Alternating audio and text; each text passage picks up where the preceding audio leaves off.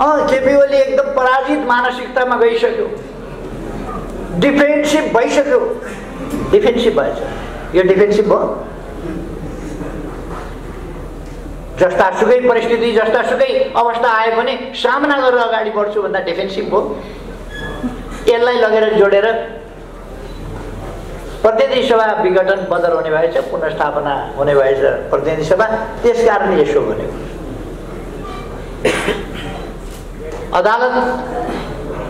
अदालतलाई राम्ररी थाहा छ नि, पुनर्स्थापना भयो भने के हुन्छ अदालतलाई राम्ररी थाहा छैन। पुनर्स्थापना भयो भने यहाँ प्रचण्डजी बिचरा कथम कदाचित पुनर्स्थापना हाइपोथेटिकली एकछिन पुनर्स्थापना भयो के हुन्छ त भन्दा प्रचण्डजी र माधव नेपालजी हल बाँधेर प्रधानमन्त्री खोज्न हिँड्नुहुन्छ। कहिले यसो उत्तरतिर लाग्नुहुन्छ, कहिले यसो दक्षिणतिर लाग्नुहुन्छ। प्रधानमन्त्री भइदिनुहोस् न है, यदि मान्दिनुहोस् न भन्नुहुन्छ सबैले। प्रधानमन्त्री मान्दिनुहोस् न। उहाँहरूको कुनै चान्स छ, कुनै सम्भावना छ उहाँहरूको प्रधानमन्त्री हुने? बिल्कुल छैन। 1% मात्रै होइन कि 1 भन्दा तल तल तल कति हुन्छ त्यति पनि छैन। उहाँहरूको छैन। उहाँहरूले बढ्ता लडाइँ जित्नुभयो भने उहाँहरूले प्रधानमन्त्री खोज्दै हिँड्नुपर्ने हो। खोज्दै हिँडेर अन्तिममा मै कहाँ आइपुग्नु भयो। बिचरा प्रचण्डजीको माया लाग्छ। के खान गएको, कहाँ डुबेर मर्यो भने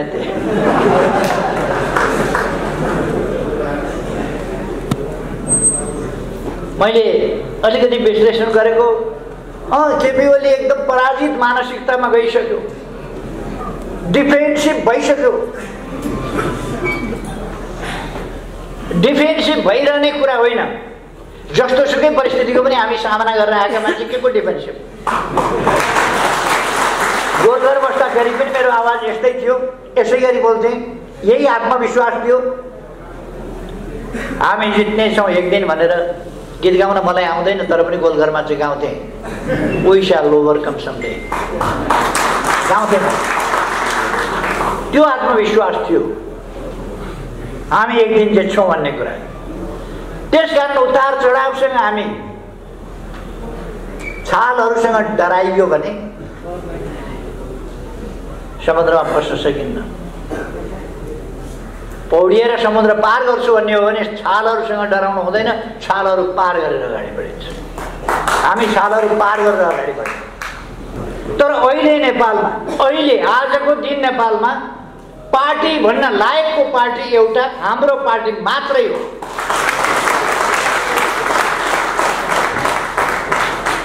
अढाई महिना अगाडिसम्म हाम्रो पार्टी पनि अरू जस्तै थियो, आरामा। अहिले अर्को पार्टीको कुरा सुन्दै हुनुहुन्छ होला, एउटा के खोल्नु भएको छ अरे उहाँहरूले। 25% हैसियत छैन, 50% चाहियो भनेर उयो रोक्छु। 50% चाहियो, 50-50 उधार हुँदैन फेरि लाग्दैन। त्यही रोग फेरि चालु छ। बर्मा गए कर्मसँगै, नेपाल गए कपालसँगै भन्छ। चालु छ, त्यही रोग चालु छ। तपाईँहरूका मुखमा झुन्डिएको छ नि, बेलानाको बेला भेनेजुएला। हाम्रो पार्टीमा पनि चलन थियो, बेलानाको बेला भेनेजुएला। जति बेर जसलाई मन लाग्छ वक्तव्य दिएको छ, टेलिभिजनमा गएको छ, मन परि बोलेको छ, सरकारको आलोचना गरेको छ, पार्टीको विरोध गरेको छ, नेताको विरोध गरेको छ, पार्टीको नीतिको विरोध गरेको छ, गन्तव्यको विरोध गरेको छ, राम्रो जति देखिन्छ त्यो सबैको विरोध गरेको छ। गुटबन्दीलाई समर्थन गरेको छ, गुटबन्दीलाई बकअप गरेको छ। त्यो खालको स्थिति हाम्रो पार्टीमा पनि थियो। त्यस खालका तत्त्वहरू गएछन्। पार्टी एक ढिक्का छ। मञ्चमा आसीन पार्टीका नेताजीहरू, विद्यार्थी युवा नेताजीहरू र सम्पूर्ण सहभागी केन्द्रीय कमिटीका सदस्य साथीहरू र सञ्चारकर्मी मित्रहरू लगायत सबै उपस्थित महानुभाव, सबभन्दा पहिले त म तपाईहरुको यस पहिलो पूर्ण बैठक केन्द्रीय कमिटीको युवा संघ केन्द्रीय कमिटीको पहिलो पूर्ण बैठकको उपलब्धिपूर्ण ढङ्गले सार्थक सफलताका साथ सम्पन्न हुन सकोस् भनेर हार्दिक शुभकामना व्यक्त गर्न चाहन्छु। तपाईहरुको केन्द्रीय कमिटीको बैठक सफल भइसकेको छ भने हुन्छ, अझै यो सफल नहुने कुरै छैन, भव्यताका साथ सफल हुनेछ। तपाईहरुका कानमा यस बैठकको अगाडि यस बैठकले गर्नुपर्ने विचार अथवा विचार गर्नुपर्ने प्रश्नहरू मूलतः दुईटा छन्। एउटा आजको देशको परिस्थिति र त्यसमा तपाईहरुले खेल्नुपर्ने भूमिका। दोस्रो भोलिको नेपालको सुन्दर नेपालको सपना साकार कसरी पार्ने, बाटो नबिराई त्यसमा कसरी अगाडि बढ्ने, यी दुईटा प्रश्नमा तपाईहरुले विचार गर्नुपर्नेछ। मूलतः आजका समस्या समाधान गर्दै मात्रै अगाडि बढ्न सकिन्छ। हामीले आजका समस्या समाधान गर्न सक्नुपर्छ, पहिले उपयुक्त ढङ्गले, उचित ढङ्गले, फलदायी ढङ्गले आजका समस्या समाधान गर्न सक्नुपर्छ र हामी भोलिका निम्ति गन्तव्य निर्धारण गर्न सक्छौं र निर्धारित गन्तव्यतर्फ अगाडि बढ्न सक्छौं। यी दुवै प्रश्नमा म तपाईहरुलाई शुभकामना भन्न चाहन्छु। तपाईहरुले राम्रा उद्देश्यहरू, ठूला उद्देश्यहरू बोक्नु भएको छ।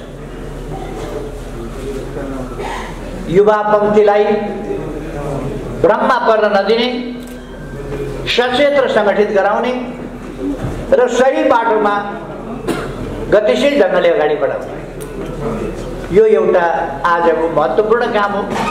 त्यसका लागि अघि नै तपाईहरुले नारा तय गरिसक्नु भएको छ कि 10औं लाख युवा सदस्यता वितरण गर्ने।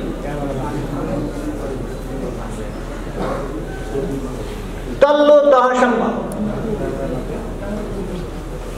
केन्द्रीय तह, प्रादेशिक तह, जिल्ला तह, निर्वाचन क्षेत्र तह, प्रदेशका निर्वाचन क्षेत्र तह, पालिका तह, पालिकाका ओडाहरू तह, ओडाहरू मात्रै होइन टोलहरूका तहसम्म व्यापक रूपमा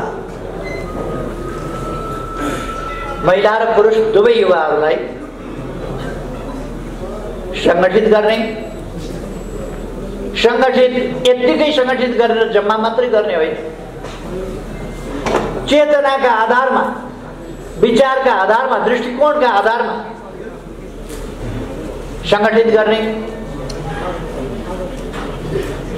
एउटा कुरा, युवा समुदाय अलिक सेन्सिटिभ हुन्छ। युवा समुदायको त्यो सेन्सेसनलाई विरोधीले भड्काएर कुबाटोमा लान सक्छ। युवा समुदाय समस्याग्रस्त पनि छ। उसका समस्या पूरा गरिदिने नक्कली आश्वासन वा नक्कली विधिका कुराहरू पस्किएर कसैले दिग्भ्रमित गर्न वा अल्मल्याउन सक्छ। त्यस्ता कुराहरूबाट हामीले युवा समुदायलाई मुक्त गर्नुपर्दछ र राष्ट्र निर्माणको, समग्र युवा शक्तिको निर्माणको, राष्ट्र निर्माण गर्दा युवाहरूले खेल्न पर्ने भूमिकाको तपाईहरुले तय गर्नुपर्छ। म एउटा कुरा भन्न चाहन्छु तपाईहरुलाई, युवा शक्ति अगाडि बढाउनका लागि, युवाहरूलाई सक्षम बनाउनका लागि, राजनीतिक हिसाबले, वैचारिक हिसाबले सक्षम बनाउनका लागि तपाईहरुले बनाउन सक्नुहुन्छ। आर्थिक रूपले युवाहरूलाई सक्षम बनाउन, शैक्षिक र सिपको हिसाबले युवाहरूलाई सक्षम बनाउन सरकारले तपाईहरु अगुवाई गर्नुहोस्। त्यस काममा सरकारले तपाईहरुलाई मद्दत गर्छ, सहयोग पुर्याउँछ। युवा स्वरोजगार, युवा काउन्सिल, युवा परिषद लगायतका विभिन्न कार्यक्रमहरू छन्। महिलाहरूका निम्ति महिलाका कार्यक्रमहरू छन्, महिला उत्थानका कार्यक्रमहरू छन्, राष्ट्रपति महिला उत्थानका कार्यक्रम छन्, त्यसैगरी प्रधानमन्त्री स्वरोजगारका कार्यक्रमहरू छन्। यस्ता कार्यक्रमहरूलाई तपाईहरुले अगाडि बढाउन सक्नुहुन्छ र तपाईहरुले प्रमाणपत्र राखेर मात्रै होइन, उपयुक्त खालको आयोजना प्रस्तुत गरेर तपाईको आयोजना प्रस्तुत गरेका भरमा तपाईहरुले सस्तो ऋण लिन सक्नुहुन्छ। अहिलेको सरकारले अनुदानको बाटो रोजेको छैन। अनुदानले मान्छेलाई परनिर्भर बनाउँदै लान्छ, दुरुपयोगको प्रवृत्ति बढाउँछ। त्यसकारण हामीलाई के काम गर्नका लागि कस्तो सहयोग चाहिने हो, त्यो सहयोगको आवश्यकता छ, अनुदानको आवश्यकता होइन। हामीलाई त्यसको प्रबन्ध मिलाइदिने कुराको, संयोजन गरिदिने कुराको, व्यवस्थापन गरिदिने कुराको आवश्यकता छ, दानको आवश्यकता होइन। युवाहरू दानका अपेक्षी हुनु हुँदैन। सरकारले गर्ने रचनात्मक सहयोग, उनीहरूलाई रोजगारीका अवसर दिनु पर्यो। रोजगारी गर्नका लागि सिप विकास, व्यावसायिक तालिम आदिका अवसरहरू दिनु पर्यो। व्यवसाय सिर्जना गर्नका निम्ति स्टार्टअप जस्ता कुराहरू त्यसमा दिनु। प्रमाणपत्र धितो राखेर ऋण पाउने स्थिति हुनु पर्यो।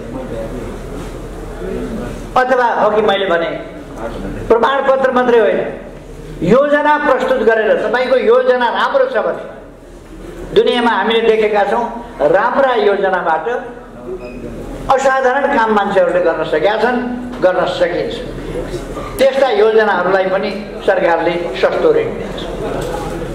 त्यसकारण पैसाको कमीबाट, पैसा नभएर मैले यस्तो काम गर्न सकिनँ भन्ने हुँदैन। अलिकति सानै कामबाट थाल्नु पर्ला। केही साथीहरूलाई रोजगारी दिने, आफू पनि रोजगार हुने कामबाट थाल्नु पर्ला। ती कामहरू गर्न सकिन्छ। र म साथीहरूलाई सृजनात्मक र रचनात्मक भएर अगाडि बढ्न आग्रह गर्न चाहन्छु। एउटा कुरा तपाईहरुले अलिकति सोध्नु पर्दछ। विभिन्न संगठनहरूमा म के सुन्छु भने, कोही रोजगारीमा छ भने, कोही जागिरमा छ भने त्यसलाई संगठनमा जिम्मेवारी नदिने भनेर। त्यसो भएपछि त बेरोजगार रहनु पर्यो, संगठनमा जिम्मेवारी पाउनु पर्यो। संगठनमा जिम्मेवारी पाउनका लागि बेरोजगार रहनु पर्ने होइन, संगठनमा कति योगदान गर्न सक्छ, कति सक्रिय हुन सक्छ त्यसमा हामीले प्रेरित गर्नुपर्छ, सक्रिय बनाउनु पर्दछ, समय निकाल्नुहोस् भन्नुपर्दछ। युवा उमेर हो, अफिस आवरभन्दा अगाडि पनि काम गर्न सकिन्छ, अफिस आवरभन्दा पछाडि पनि काम गर्न सकिन्छ, बिदाका दिनहरूमा काम गर्न सकिन्छ, अघि पछि काम गर्न सकिन्छ। कहिले कहिले जरुरी पर्यो भने, कहिले कहिले जरुरी पर्दा, देशका लागि आवश्यक पर्यो भने, अब यो आफ्ना स्वार्थका लागि काम गर्नेहरूले भनिदिन्छन् पढ्न पर्दैन, पढाइ छोड, बुर्जुवा शिक्षा छोड। उहिलेदेखि म त्यो भोगेर आएको छु। अर्को शिक्षा छँदै छैन, बुर्जुवा शिक्षा छोड भनेको छ। कुन हो बुर्जुवा शिक्षा? 2 र 2 जोड्दाखेरि 4 त जुनसुकै शिक्षामा पनि हुन्छ नि। 2 र 2 जोड्दा 4 हुन्छ। आइन्स्टाइनले भनेको MC², कुन चाहिँ शिक्षामा फरक पर्छ त्यो? अथवा अरू प्रकारका वैज्ञानिकहरूका खोज, अध्ययन, अनुसन्धानहरू कुन शिक्षामा फरक पर्छ? कृषिको आधुनिकीकरण, व्यवसायिकीकरण कुन चाहिँ शिक्षामा फरक पर्छ? हामीले आज त्यो शिक्षामा जानुपर्ने छ, व्यवहारिक ढङ्गले। त्यसकारण म सरकार तपाईहरुको साथमा छ भन्न चाहन्छु। तपाईहरुलाई बाटो देखाउनका लागि पार्टी तपाईहरुको साथमा छ भन्न चाहन्छु। त्यसकारण तपाईहरु एक्लै पर्नुहुन्न। यति हो, तपाईहरुले सुस्पष्ट ढंगले आफूलाई अगाडि बढाउन तयार राख्नु। अहिले राजनीतिक परिस्थितिको बारेमा मैले धेरै भनिरहनु पर्ला जस्तो लाग्दैन। मैले आएर सुने महेशजीले अघि राख्नुभयो। मैले 6 महिना वर्ष दिन अगाडि कतै बोल्दाखेरि एकपल्ट भनेको थिएँ, मौरीको साथ लागेर त्यसको पछाडि लागेर पछ्याउँदै गयो भने, त्यसलाई साथ दिँदै गयो भने, पुतलीलाई साथ दिँदै गयो भने, मौरीलाई साथ दिँदै गयो भने फुलबारीमा पुगिन्छ। झिँगाका पछाडि लाग्यो र झिँगालाई साथ दिँदै गयो भने रस्यानमा वा फोहोरका डुङ्गुरमा पुगिन्छ। हाम्रा युवाहरूले त्यति छुट्याउनु भएको छ, राम्रै छुट्याउनु भएको छ। झिँगाका पछाडि लाग्नु हुँदैन। त्यो छुट्याउनु भएको छ, बडो राम्रो ठम्याइ।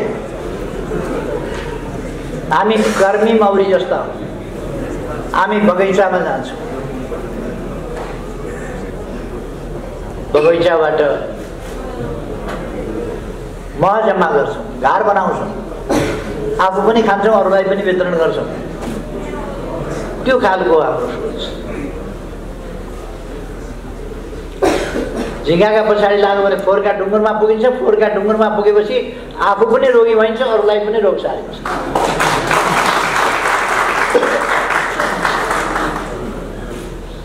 अहिले भन्दा धेरै मान्छेले मन पराउँदैनन् यो कुरा, धेरैले मन पराउँदैन। तर अहिले नेपालमा, अहिले आजको दिन नेपालमा पार्टी भन्न लायकको पार्टी एउटा हाम्रो पार्टी मात्रै हो।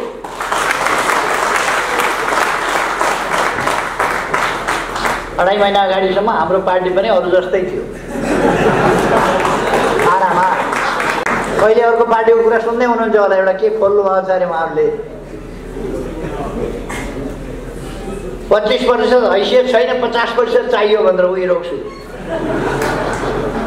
50% चाहियो, 50-50 उधार हुँदैन फेरि लाग्दैन। त्यही रोग फेरि चालु छ। बर्मा गए कर्मसँगै, नेपाल गए कपालसँगै चालु छ। त्यही रोग चालु छ।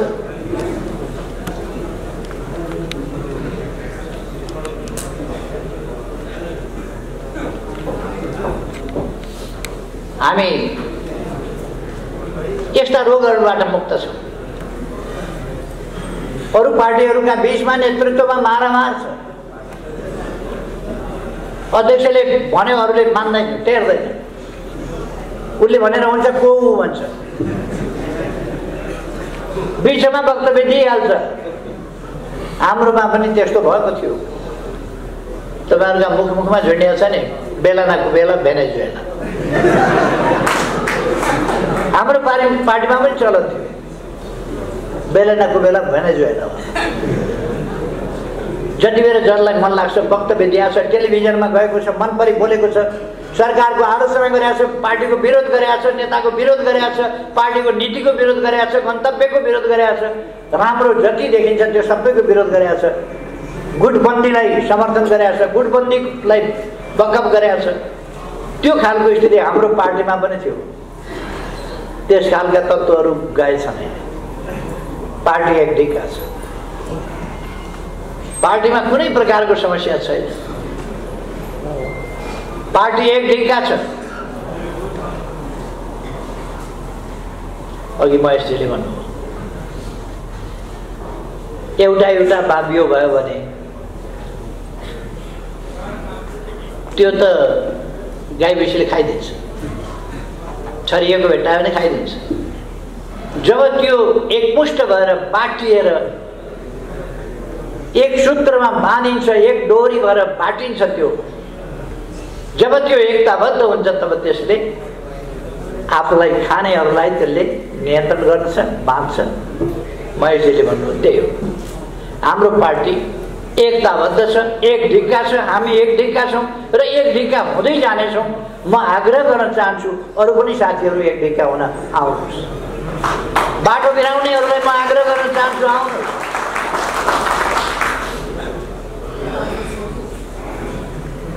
बिचरा प्रचण्डजीको माया लाग्छ। के खान गएको, कहाँ डुबेर मर्यो भने त्यही।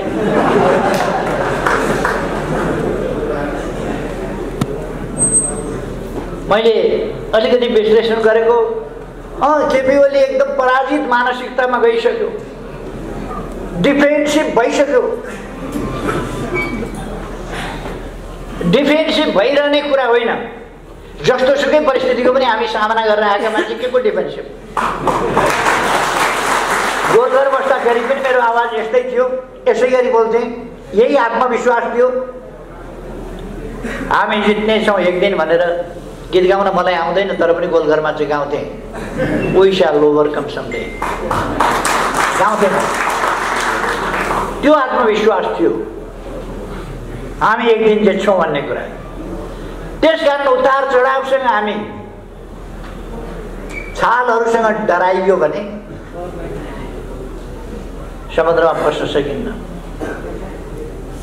पौडिएर समुद्र पार गर्छु भन्ने हो भने छालहरूसँग डराउनु हुँदैन, छालहरू पार गरेर अगाडि बढिन्छ।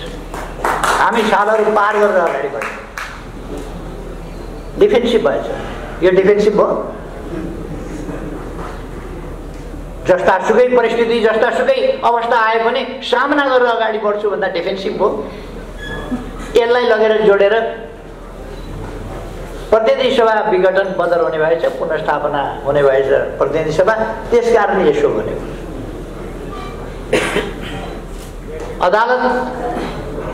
अदालतलाई राम्ररी थाहा छ नि, पुनर्स्थापना भयो भने के हुन्छ, अदालतलाई राम्ररी थाहा छैन।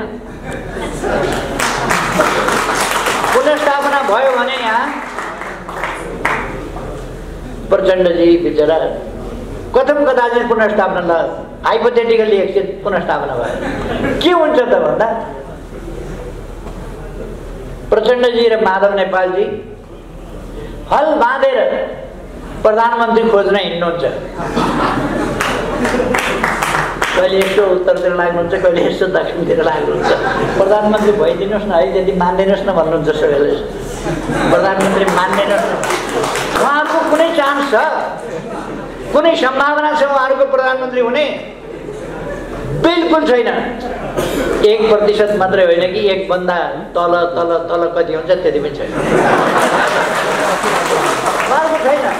उहाँहरूले बढ्ता लडाइँ जित्नुभयो भने उहाँहरूले प्रधानमन्त्री खोज्दै हिँड्नुपर्ने हो। खोज्दै हिँडेर अन्तिममा मै कहाँ आइपुग्नु भयो।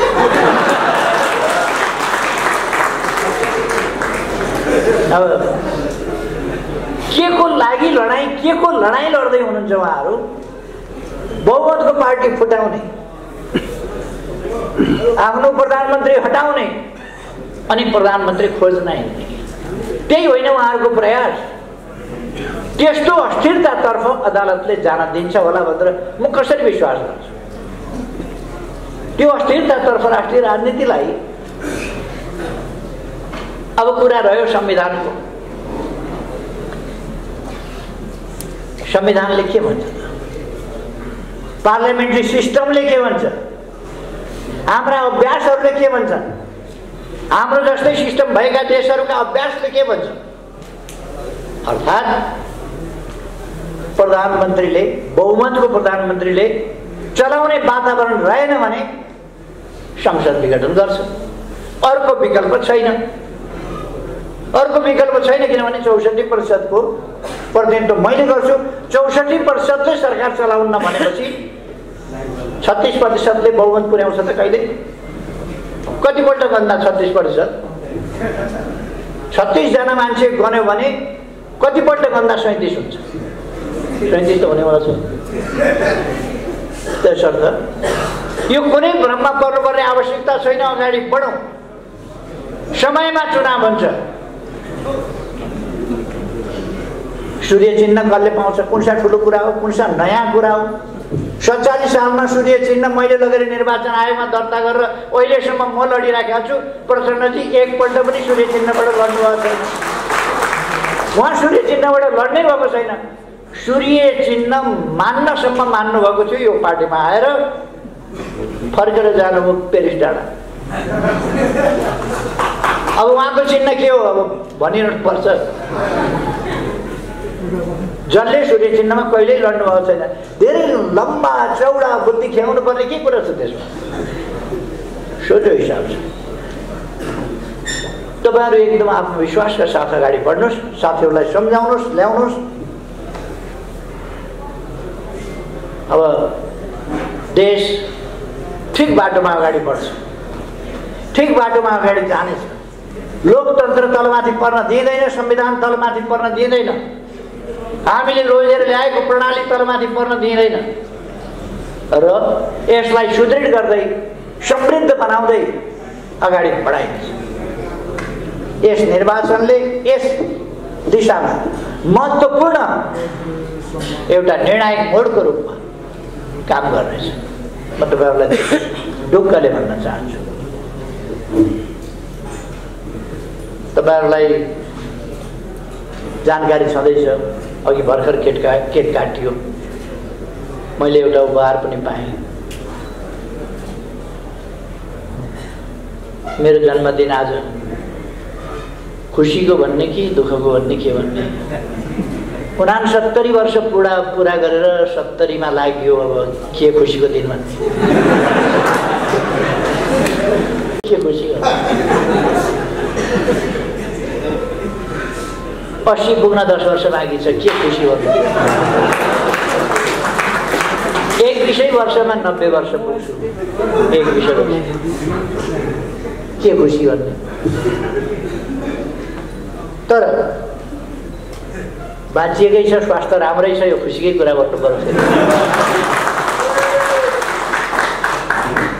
मेरो जन्मदिनलाई यहाँहरूले बडो उत्सवको रूपमा मनाउनु भएको छ। यसका निम्ति म तपाईँहरू सबैप्रति धन्यवाद ज्ञापन गर्नसँगै आभार व्यक्त गर्दछु। तपाईँहरूको स्नेह, मैले अस्ति जुङ्गा अलिक कालो हुँदै गएको छ भने केले जुङ्गा अलिक कालो हुँदै गएको भन्दा तपाईँहरूको समर्थन, तपाईँहरूको शुभकामना, तपाईँहरूको आशीर्वाद छ। 18 घन्टा कम्तीमा काम गर्छु अहिले पनि तपाईँहरूको आशीर्वादले। युवाको आशीर्वाद भएपछि युवा भएर आउँदो रहेछ क्या। युवा भएर मलाई पनि युवा जस्तो भइरहेको। तपाईँहरूलाई थाहै होला, म युवा सङ्घको आजीवन सदस्य छु। थाहा छ होइन? बुढो हुन मिल्दैन। जो युवा सङ्घको आजीवन सदस्य छ उसले बुढो हुन मिल्यो? त्यसो भएर आज यो विशेष दिनमा म तपाईँहरूलाई धन्यवाद भन्न चाहन्छु। तपाईँहरूको स्नेहलाई धन्यवाद भन्न चाहन्छु। कार्यक्रमहरू आज थुप्रो छन्। फेरि ससाना बालबालिकाहरू पर्खेर बसेका छन् अघि नैदेखि। त्यसकारण मैले ती कलिला बालबालिकाहरूलाई धेरै समय पर्खाउनु वाञ्छनीय हुँदैन। यो प्रचण्ड माधव नेपाल समूह हो र त्यस्तो हुन्छ? यहाँ त्यस्तो हुन मिल्दैन। त्यस कारण एकताबद्ध भएर साथीहरू अगाडि बढ्नुहोस्, मेरो आग्रह छ।